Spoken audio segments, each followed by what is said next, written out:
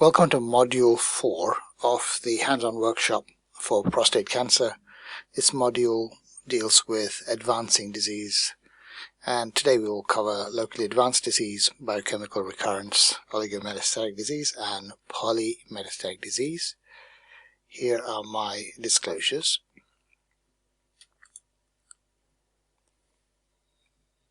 We should all remember that as prostate cancer evolves, it starts with localized disease and then goes on to more advanced states. The initial states are hormone sensitive. The later states have castration resistance. So, for example, if you have high-risk locally advanced disease, you may or may not have metastatic disease. You may or may not have synchronous oligometastases or polymetastases. Some patients with intermediate and high-risk prostate cancer can be cured, but others recur with biochemical recurrence. Biochemical recurrence is usually without metastases, and if you treat with ADT, you develop non-metastatic castration-resistant prostate cancer.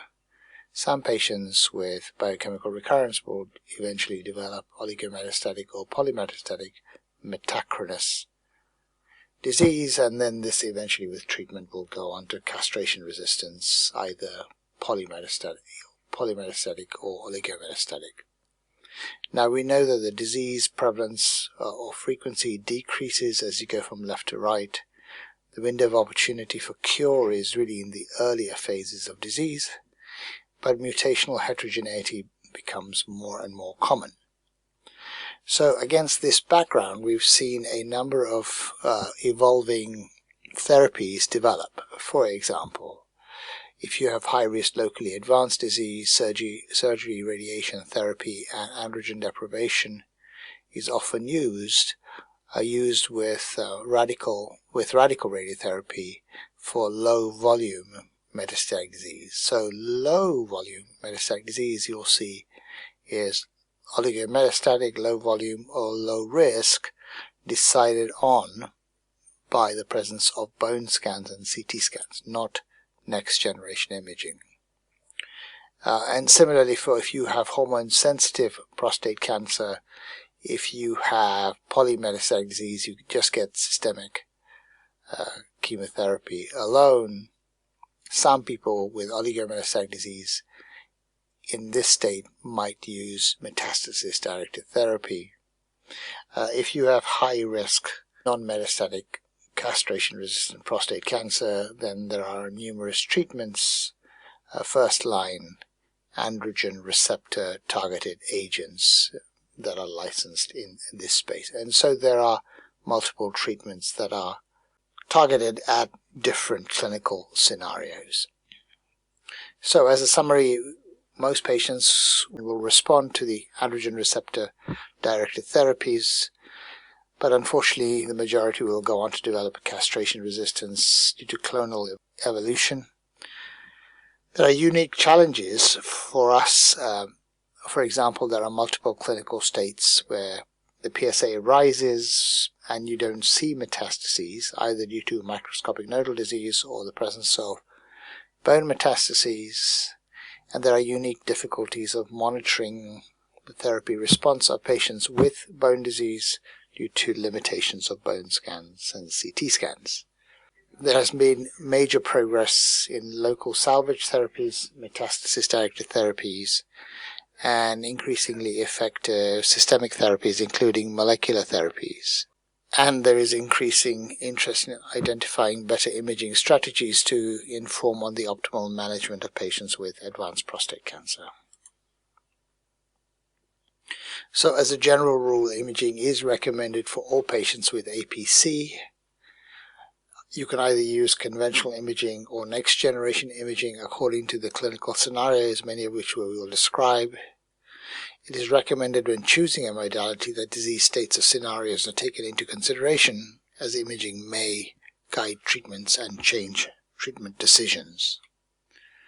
But we have to remember that there's an ongoing need for better evidence on the management impacts of particularly next generation imaging in detection settings and in response assessment, which deal with inherent biases, and that's what I want to spend the next few minutes talking about.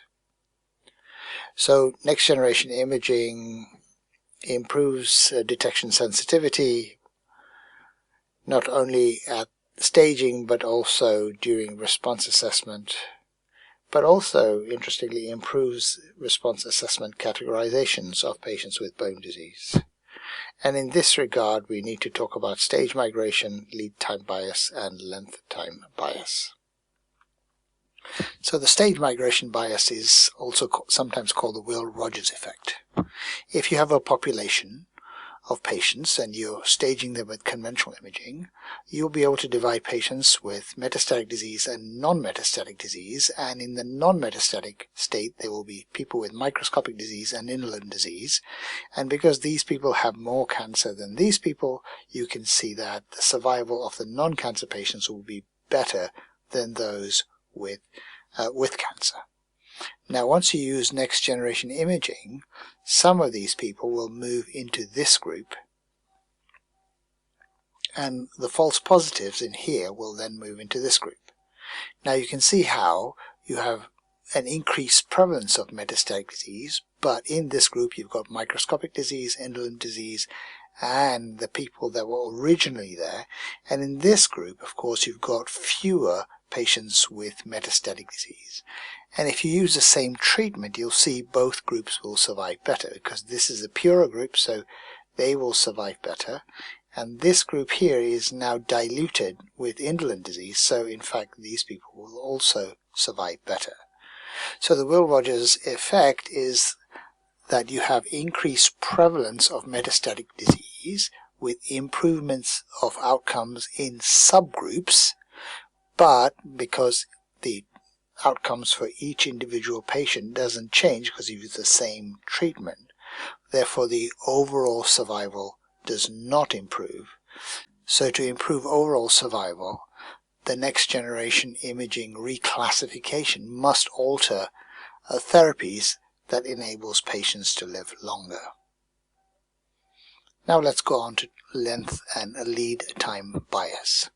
Lead time bias refers to an overestimation of survival duration due to the earlier detection of a deadly disease if therapy has no clinical impact. So let's say you detected a patient at this stage, and this is when you started therapy and on conventional imaging, and this is when the patient would pass away. If you use next generation imaging to detect the same disease, so instead you detected it at this point, and the treatment caused no change in overall survival, say at this point, then the overall survival might appear to improve, but in fact this lead time is spurious, and this is called lead time bias. Length time bias refers to the overestimation of survival duration due to a greater detection of indolent disease that's going to progress slowly. So just by being more sensitive to the presence of indolent disease which hangs around and doesn't cause any harm, overall it will appear as though you have improved survival because you're just detecting more patients with indolent disease. And that applies to any next generation imaging technology in prostate cancer. So any PET technique or whole body MRI has a greater detection sensitivity. So this greater detection sensitivity is what will lead to this lead time bias, and will also result in this stage migration bias, where locally advanced disease becomes reclassified as oligometastatic, and oligometastatic becomes reclassified as polymetastatic, and of course the false positives will go in the other direction as we just discussed. But what you also have to remember is that lead time bias also applies in the response assessment setting. Let me explain. In the response assessment setting using conventional imaging, we tend to divide patients into people who are progressing and non-progressing. And of course it's the patients that are progressing that you change therapy. Now conventional imaging is less sensitive to the burden of disease, so when you see something, it tends to be major progression. Now, by introducing next generation imaging, you get better categorization of response assessment. So it's possible to divide patients who have stable disease from patients who are actually responding. And in the progression category, you can divide patients who have minor progression and major progression. So because you can see minor progression at an earlier time point using next generation imaging, that can also lead to lead time bias in the response paradigm. So here's conventional imaging, here's treatment number 1. When diagnosis and treatment starts, this is when conventional imaging would detect progression, at which point the second treatment would be started. So this would be the survival duration of the second therapy. By using next generation imaging, you will detect minor progression at an earlier time point. If you start your treatment at this time point and it's the same treatment as this, you can see that the patient will survive just as long, but because the lead time bias occurs at this point, it will appear as though the second treatment has a greater survival benefit. On the other hand, if you are able to take advantage of this new information of minor progression occurring earlier and treatment switch, for example, by using a salvage therapy like metastasis-directed therapies, then you could reset the clock for the patient. And if you reset the clock and then treated the patient, you'll see that you might actually have an improved survival because you used a salvage therapy at an earlier time point. So finally, let us think about the management impacts of these biases.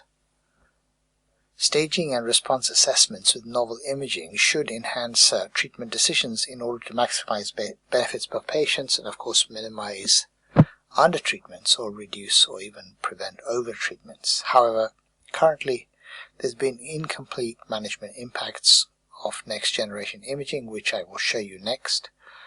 This means that patients may be subjected to treatment intensifications that does not in fact improve outcomes and may increase morbidity, toxicity, and costs. On the flip side, withholding potentially beneficial therapies in order to spare unnecessary toxicity may in fact lead to undertreatments and so increase cancer morbidity and mortality. So going forwards, we need prospective studies to evaluate the management impacts of next generation imaging, including impacts on cancer outcomes, toxicities, and of costs. So here are my take-home points. Advanced prostate cancer evolves from a hormone-sensitive to a castration-resistant state, which is ultimately fatal. There's a great interest in identifying imaging strategies to better inform on the optimal management of patients with advancing prostate cancer. We can say that next generation imaging has higher detection sensitivities affecting patient classifications, not only at staging but at response assessments. However, prospective studies are needed to evaluate the management impacts of next generation imaging, including impacts on outcomes, toxicities, and costs. Next, let's discuss locally advanced disease. Locally advanced disease may or may not be metastatic. When metastatic disease is present, then it's called synchronous metastatic disease, which may be oligometastatic or polymetastatic.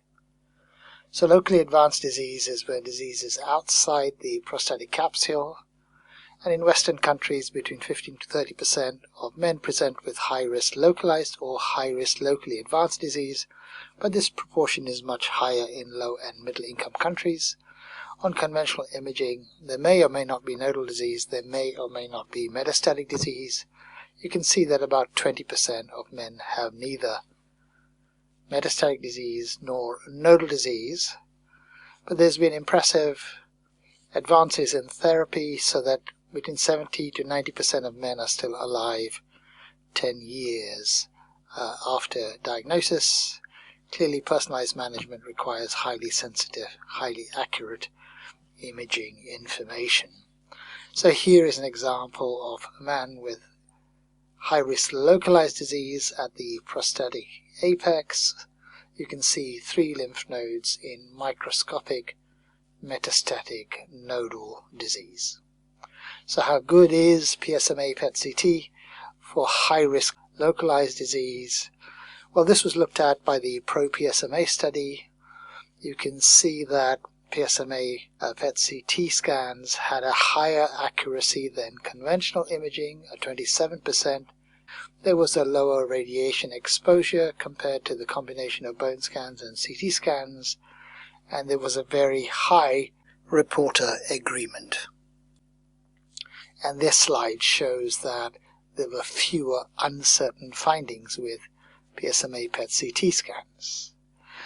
You can see that there was a management impact in 28% of patients, but do these management impacts affect long-term outcomes, and should they affect therapies? Well, if you look at the ESMO guidelines recently published, they state that patients with localized disease on routine imaging should not be denied radical local therapy just because you saw metastatic disease on novel imaging techniques.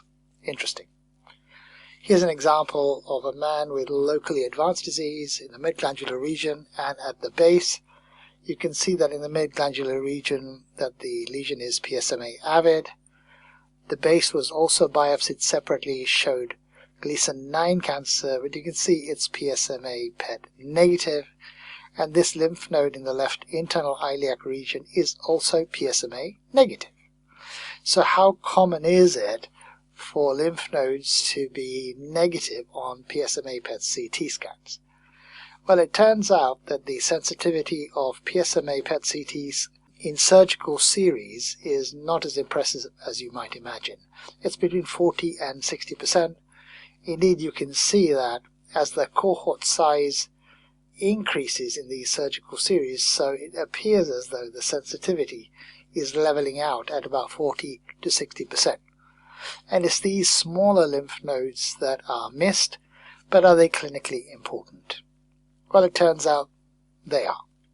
If you look at this study, recently published, in men with node-negative disease on PSMA PET-CT, you can see that men were randomized to having prostate-only radiotherapy versus prostate and pelvic nodal irradiation.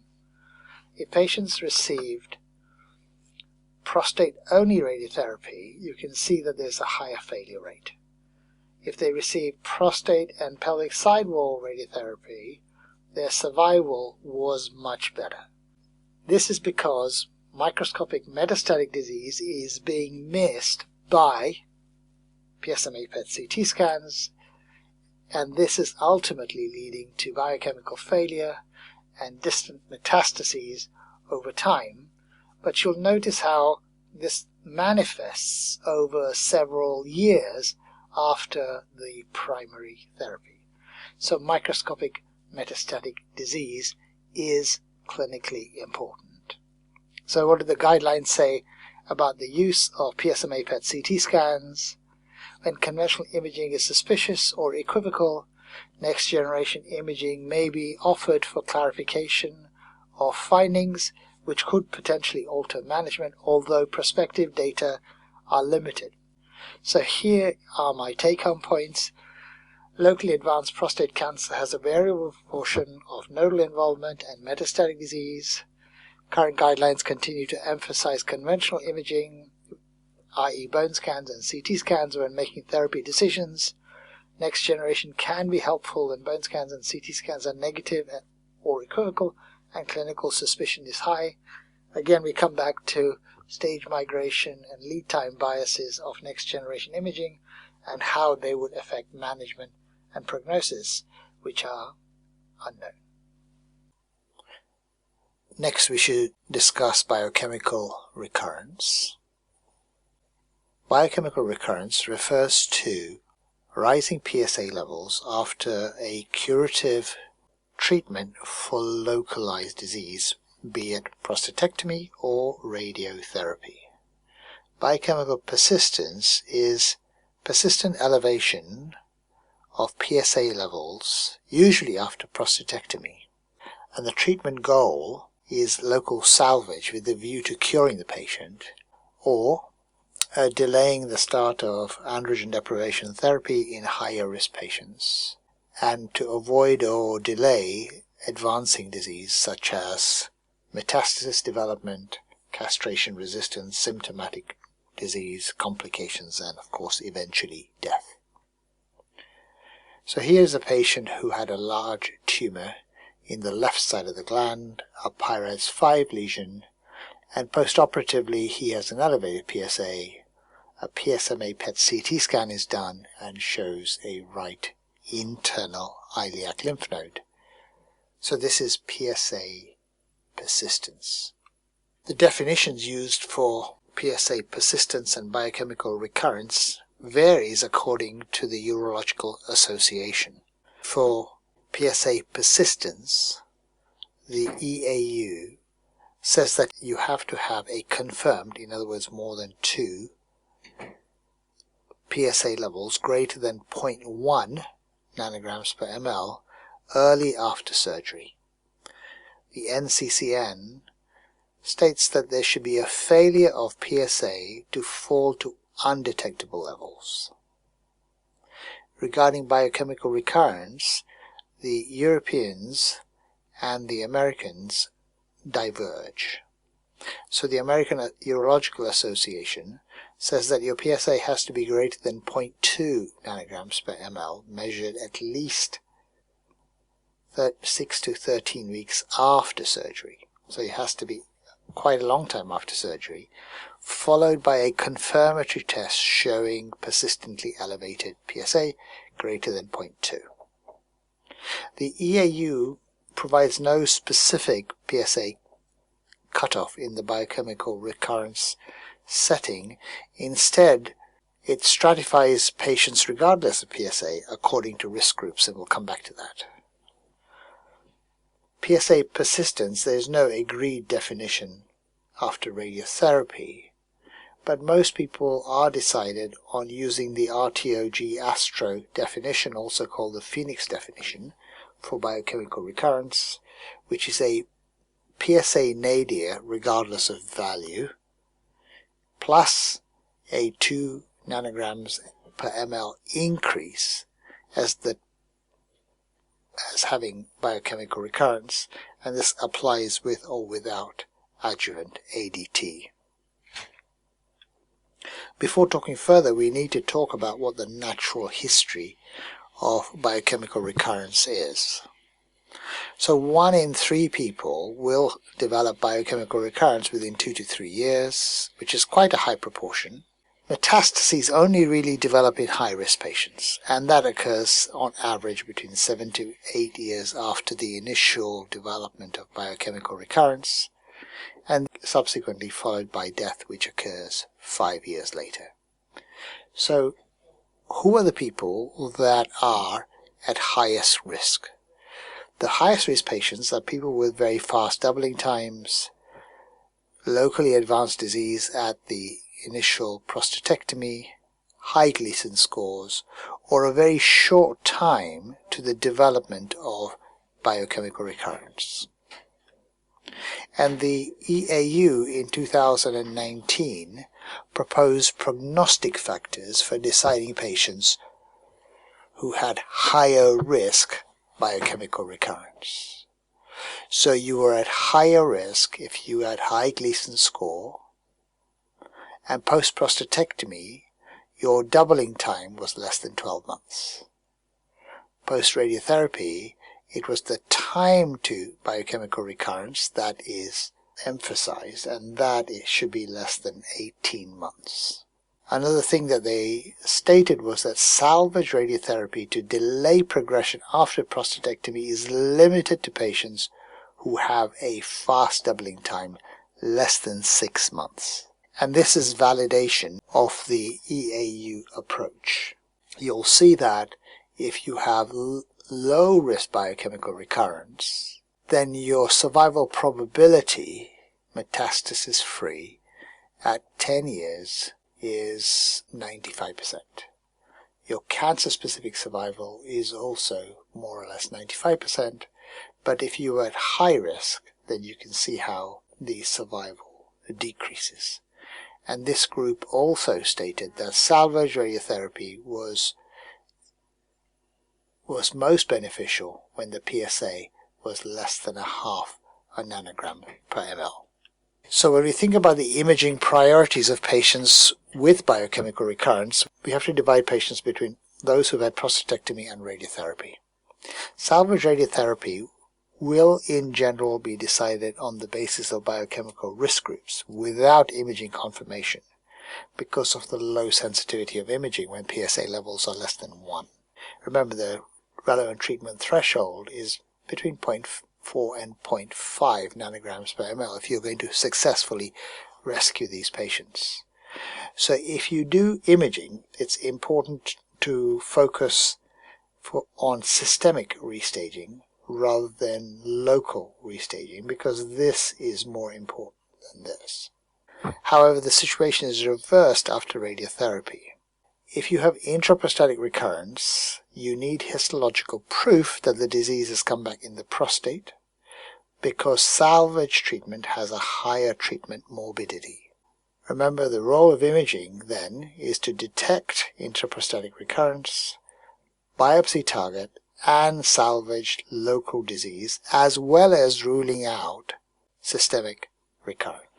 So both rule in local and rule out systematic disease is important. So both are important. So you can see how the priorities differ between prostatectomy and radiotherapy.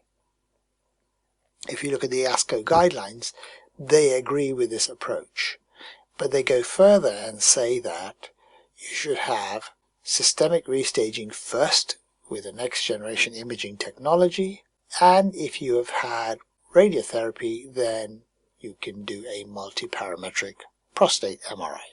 So how good is PSMA PET-CT at detecting abnormalities in secondary staging, in other words, in biochemical recurrence? Well, at the treatment threshold, you can see that only about half the patients will have a lesion detected on PSMA PET-CT. Of course, as PSA levels increase, so the proportion of patients having an abnormality increases. So you can see after 2 nanograms per ml, almost 100% of patients will have a lesion detected on PSMA PET-CT scan. And this was confirmed by this meta-analysis where fluciclovine was compared to PSMA in the setting of biochemical recurrence. And again, you can see that at a PSA level of less than a half nanograms per ml, there is about a 50% chance of seeing something on the PET scan, but it's greater for PSMA PET-CT compared to fluciclovine. Here's an example of a lymph node in the left pelvic side wall that is negative on the fluciclovine PET, but is positive on the PSMA. So which is the best technique for local recurrence? Clearly that is multiparametric MRI. The detection sensitivity in the prostate gland is impaired by the accumulation of the tracer within the bladder, but this does not seem to apply as much to fluciclovine compared to PSMA PET-CT. And here's an example of a patient having a PET MRI with PSMA as the tracer. Clearly we can identify a large recurrence at the bladder base, which is obscured by the tracer accumulation. So what do the guidelines say?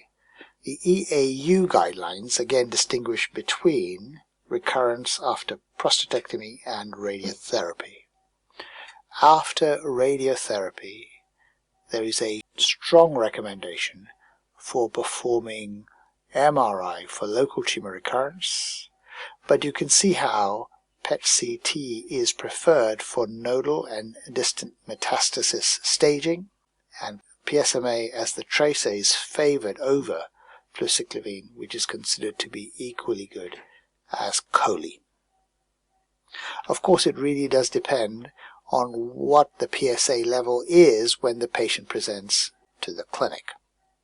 If the PSA level is very high, then whole body MRI is going to be better than the bone scan and CT scan combination.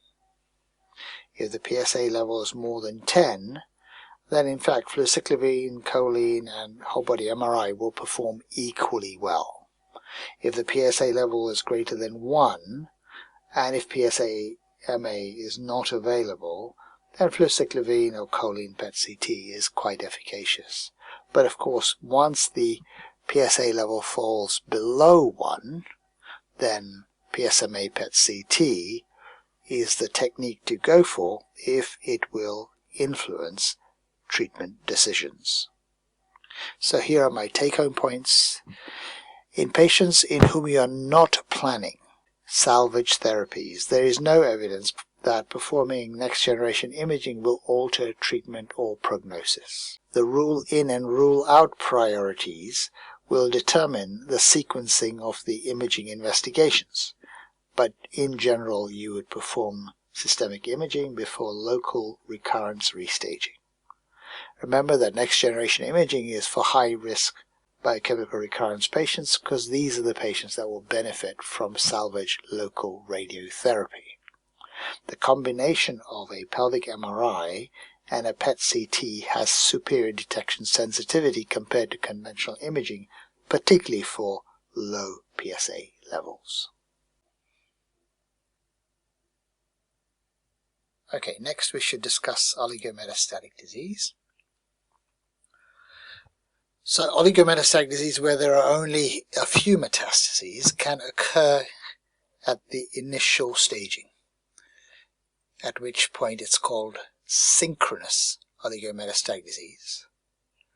It may occur after a curative therapy in the relapse state, at which point it's called metachronous oligometastatic disease, or it may occur in people with no metastases who get put on ADT and then eventually through M0 CRPC become M plus CRPC.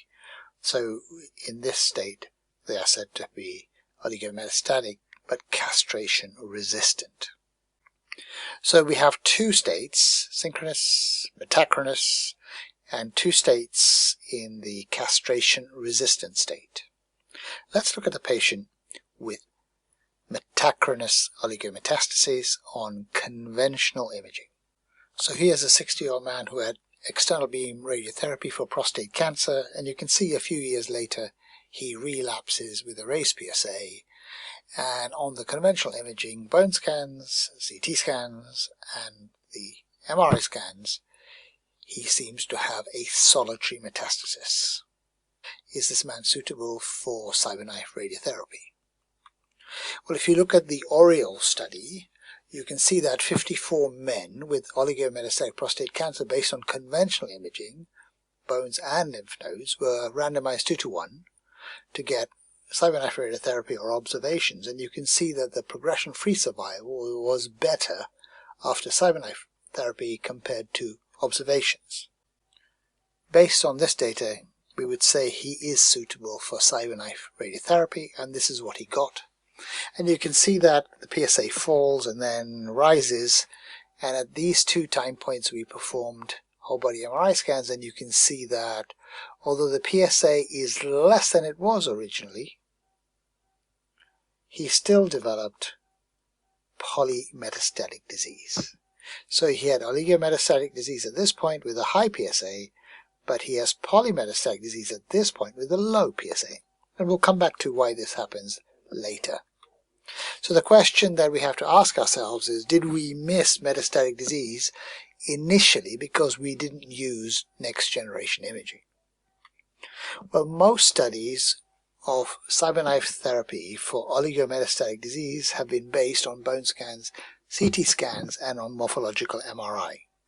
Recently we've seen studies with PSMA PET-CT scans, but what is clear is that there is significant reclassification occurring between non-metastatic to metastatic, metastatic to polymetastatic, and this is what we described previously as being stage migration.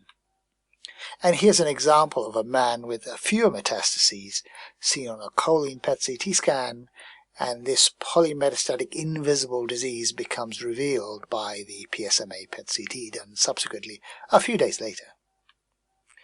Now, if you go back to the Oriole study, we talked about these 54 men that were treated on the basis of morphological imaging and showing improvement in progression-free survival. But what you have to remember is that about half of these men had other disease that was left untreated. What happened to these men in subsequently? Well, it turns out that if you look at the data very carefully, is that the CyberKnife radiotherapy had the greatest benefit for men who had no untreated disease. So these are these men. So you can see if you left behind no untreated disease, then your disease-free survival was about 90%. Whereas if you left disease behind, you would inevitably relapse. Indeed, men who underwent CyberKnife radiotherapy to all PSMA avid lesions had a lower risk of developing new disease at 6 months.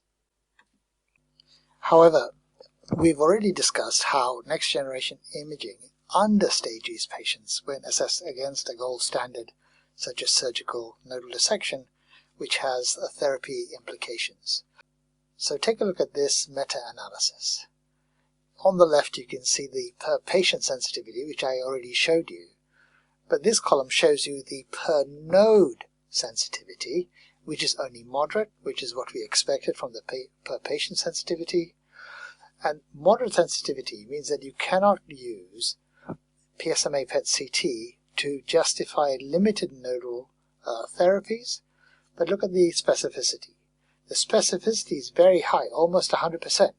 The high specificity means that you can use PSMA PET-CT to escalate or extend fields to regions beyond standard prescriptions. So let's put all of this together for PSMA PET-CT. PSMA PET-CT is more accurate than conventional imaging. We saw the pro-PSMA study. PSMA PET-CT is more specific than conventional imaging in patients with suspicious lesions, and we saw that also. But PSMA PET-CT does miss microscopic metastatic disease, and you should not use a negative PSMA PET-CT to limit intended nodal treatments. You can use a positive finding to extend or escalate therapies. So the take-home points for oligometastatic disease are that improved disease localization and volume estimations can help decide on the optimal management of oligometastatic disease. The high rule inability can help escalate radiotherapy plans. The limited accuracy for ruling out disease indicates the need to take regional rather than lesional approaches for nodal disease in particular. High-level evidence is now emerging that supports oncological benefits for metastasis-directed therapies in metachronous prostate cancer, but not in other oligometastatic states. The last thing we need to talk about is polymetastatic disease. Polymetastatic disease may be present at the very outset when patients have high-risk locally advanced disease, at which point it's called synchronous metastases, or it can occur later after biochemical recurrence, at which point it's called metachronous disease. But at both time points it's hormone sensitive with normal testosterone levels. And of course polymetastatic disease can be present in the castration-resistant state also. So in the hormone-sensitive state, you'll see that the most common site for metastatic disease is the bones, followed by lymph nodes, followed by the lungs and the liver. And of course, if you look over here, bone-only disease occurs in 60% of cases. Nodal disease or soft tissue disease alone occurs in 12% of cases, and bones and soft tissue disease in 26% of cases. Now, it's also important to remember that the site of nodal disease is prognostic. So if you have lymph node only disease, you have better survival than bone disease, but of course if you have visceral metastasis, you have the worst survival. And clearly if you have more than one site of disease, then your survival is going to be worse. Now, it's possible in the hormone sensitive state to define patients at higher and at lower risks using imaging and Gleason score or imaging alone.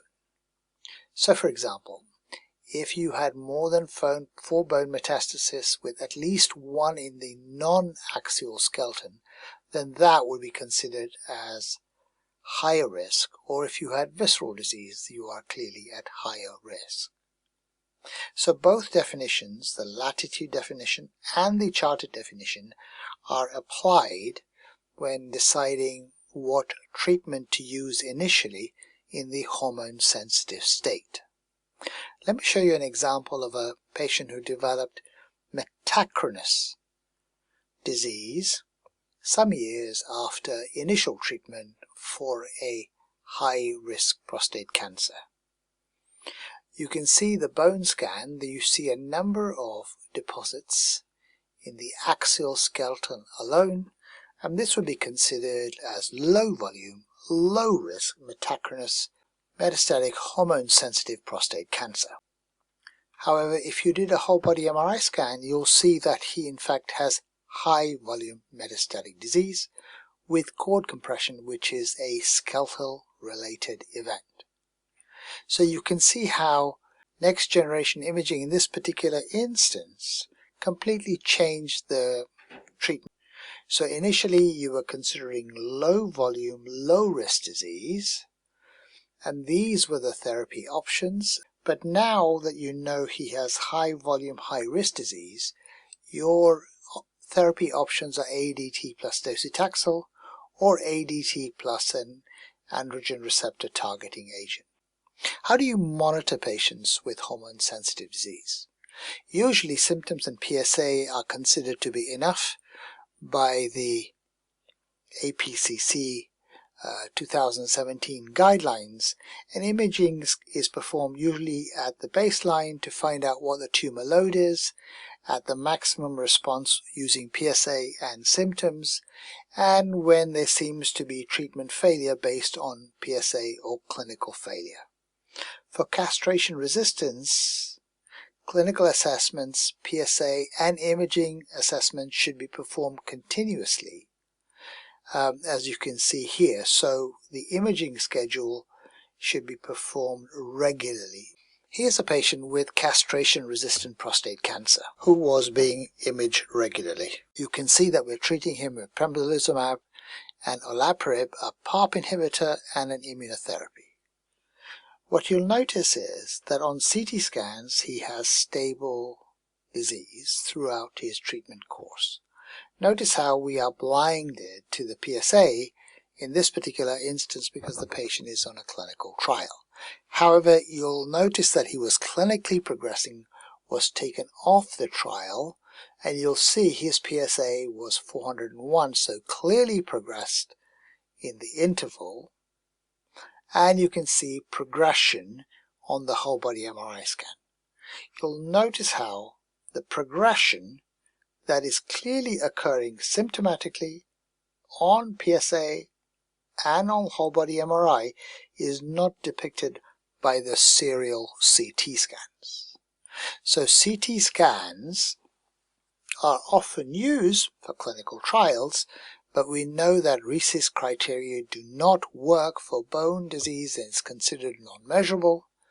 Progression can occur, and you may not see it in this particular instance because infiltration was occurring in scarred marrow, but infiltration can also occur without altering the matrix. And remember that sclerotic progression and sclerotic response are difficult to distinguish because CT scans only look at the interaction of the matrix with the tumor cells. Remember also that there are progression only criteria, and we talked about this in the introduction, an unequivocal clinical progression can occur without CT scans and bone scans, and these are quite frequent, about 30% of cases. Similarly, there are problems with bone scan assessments. You cannot distinguish between bone progression and pseudo-progression, so-called flare responses, and we'll talk about that in a second. There's a high frequency of progression without the bone scans indicating progression, and when you have clinical progression without bone scan progression, there are poor outcomes for these patients. And if you only have a single lesion that progresses, or if you have diffuse disease, you cannot assess for progression. So patients with superscans are excluded from clinical trials because you can't tell whether new lesions are occurring. And just like with CT scans, as we've just mentioned, there are progression-only criteria. Let me show you an example of the flare phenomenon. If you look at this man, he's being treated for castration-resistant disease with enzalutamide. We see two lesions, and this sternal lesion appears a bit larger. On the first follow-up study, this is said to be unconfirmed 2 new lesions. This does not constitute progression, but it could be. It could be something called tumor momentum, or it could be the flare response, which we know occurs with this particular drug in 20 to 25% of cases. So we need to apply the 2+2 rule, where we see 2 lesions within the first scan, and then we have to see 2 more new lesions on the next scan. Not 1 lesion, but 2 lesions. Not enlargement of a lesion, but 2 new lesions. And look what happens to this man. You can see that over time that the lesions begin to fade, and in fact this represents response. So how reliable is this flare response in the metastatic castration-resistant state? Now it turns out that in first-line settings it mostly represents pseudo-progression. However, in the second-line state it represents progression. And this is the problem. In the first-line castration-resistant state, the flare phenomenon represents response.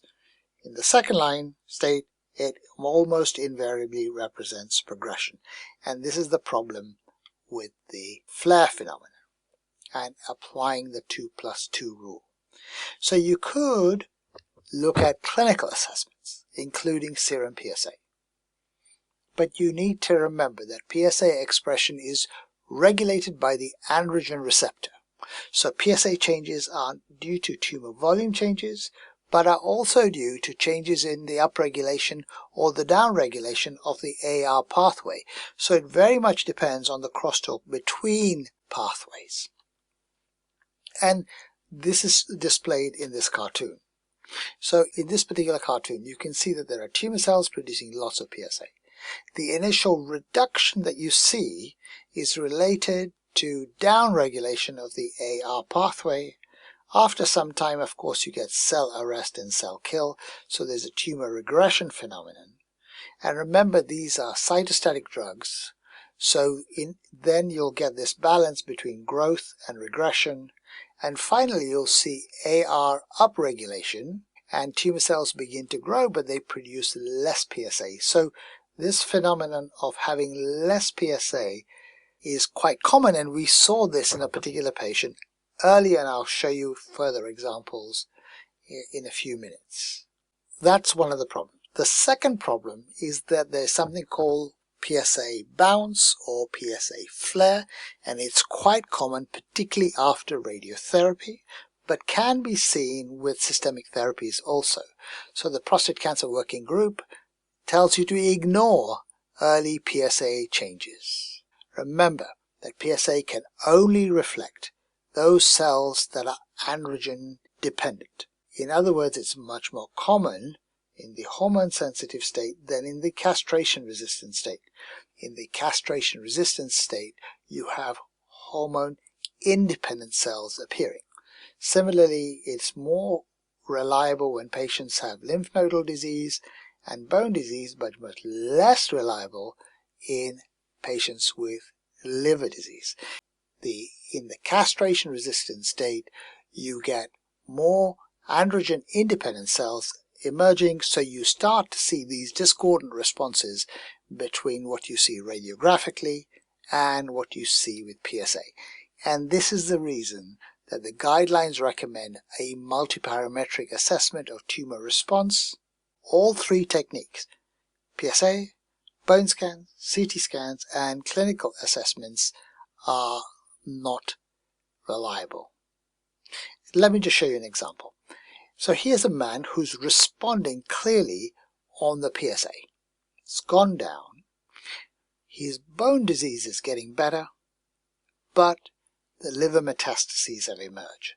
Clear example of castration-resistant disease and discordant responses with, in fact, disease progression, despite the fact that the patient was feeling better and the PSA was decreasing. And that's why this multiparametric assessment of disease, which is prescribed, which includes PSA, clinical features, and imaging with regular imaging, doesn't work. And it is now well documented that it occurs in 20 to 30% of cases. And when you get this discordance between clinical and imaging, patients do badly. And this brings up functional imaging response assessment using the METRADS criteria. So the METRADS criteria apply to metastatic prostate cancer using whole body MRI scans. The METRADS criteria enables you to categorize response of bone disease and soft tissue disease from categories 1 to 5, where 1 represents highly likely to be responding and likely to be responding, and 4 and 5 represents likely to be progressing and highly likely to be progressing. Now, we're all familiar on imaging for disease that is highly likely to be progressing, and this is just shown on this cartoon. So, for example, an unequivocal increase in the number and size of lesions, the evolution of focal lesions into a diffuse metastatic process, the appearance or increasing soft tissue associated with bone disease. Notice how there is very little here about ADC values. You'll see that the emergence of disease has to be in the active range for ADC values. So here's a patient who's clearly progressing.